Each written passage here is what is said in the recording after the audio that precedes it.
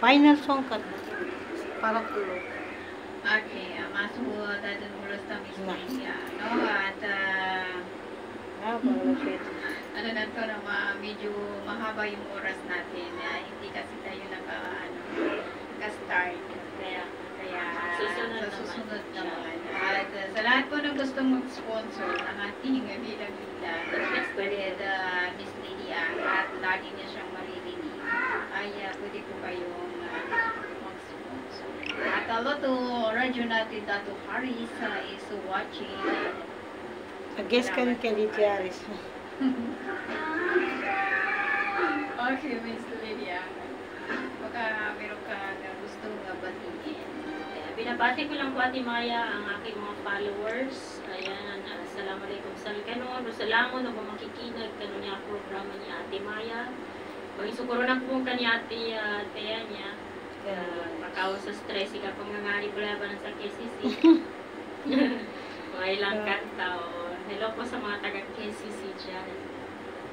Malapit na yung VIP kasi si Ate Teya dyan. Kaya damay na rin ako. Kaya nagiging pa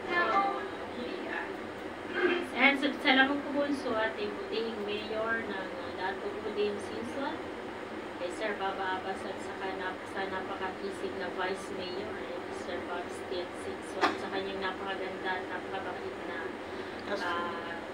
first and only lady, si Madam Laina Sinson. Sobrang bait po. At sa lahat po ng mga tagapakinig and sa ating napakabuting mayor ng ating city, ating own city, Cotabato City po, Sir Bruce Matabala. Sa lahat po ninyo, mapiyamagabisan ka lang. Wassalamualaikum warahmatullahi wabarakatuh. Waalaikumsalam. Yan, natin ko si Miss Lydian at sukrana sa always pagbisita dito sa ating himpilan 95.9 na radyo natin FM Cotabato City at sa kanyang napakagandang advisor na hindi nagpapamahal sa kanyang advisory. Advisory. Kaya may kadang na pupunta ka ni Miss Lydian at siya mo nabungkit sa kanyang kaya ikaw, Kuya Naste, dito ka muna dadaan sa kanyang advisor.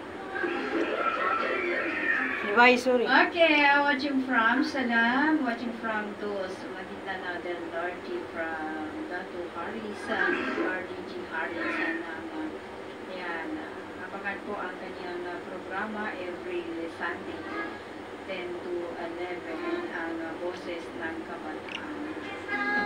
Okay, alas 7 na po ng gabi at sukarana, kalingala ng buting station manager, admin officer KBP license, broadcaster Sir PB Joarina, sa aming news director, Miss Nurisa Mamital Kusin, sa aming mga media technician na Sir Arturo Dumaran at Sir Pelayo Dudong Humawan, sa Chibunso na Tagapadano at si Atino Kakamaya at sa ngalan din po ni Miss Lydian ang ating naging bisita today.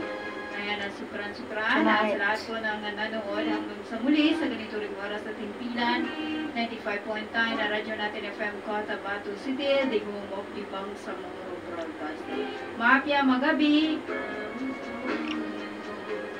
So, oras tano na alas 7 sa magabi.